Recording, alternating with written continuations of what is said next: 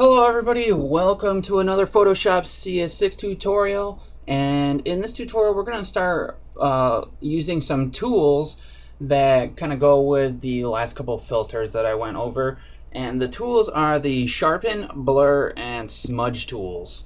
And these tools are pretty neat. They can help you out when you need to sharpen or blur only just like a portion of your image, and you want to do it with like paint strokes and stuff like that. So let's get started. Now the blur, sharpen, and smudge tools are over here on the tools panel, and they'll be either a teardrop shape, a triangle shape, or this finger shape.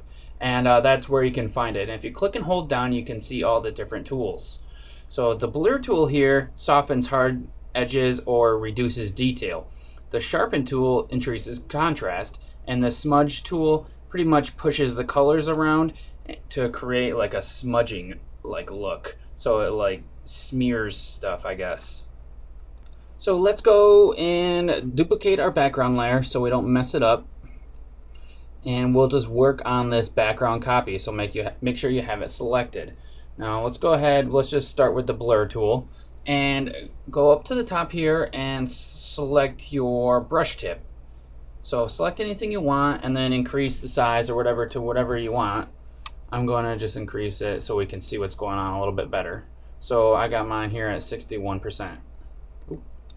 Okay, and let's just start like blurring some things. So we'll just blur the face on this. And the way you want to do this is you can either do short clicks, or you can click and drag and just hold down and keep on going over the same area over and over, and you can see how this is blurring out the face. And you can see this is taking a really long time, and it's a pretty subtle effect. So there's different ways that you can change that.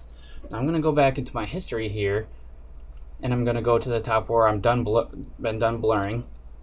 Here we go. So right now nothing has happened because I went back that far in my history. Now up here at the top there's a couple different things.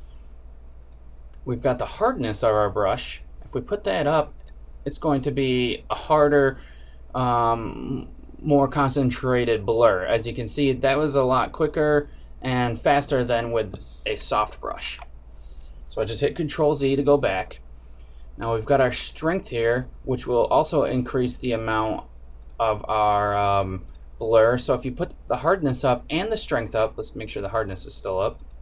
Yep, it is. It's gonna do a faster and harder blur, as you can see there. Now if I have sample all layers checked here, it's going to blur everything in the whole document. So just realize that when you have this sample all layers. We've got a mode here where we can do a darken, a lighten, a hue, or saturation, or luminosity, where you can basically blur based on these different modes here. So go ahead and experiment. So I'll go with darken right here, and you can see how this is different than just the normal.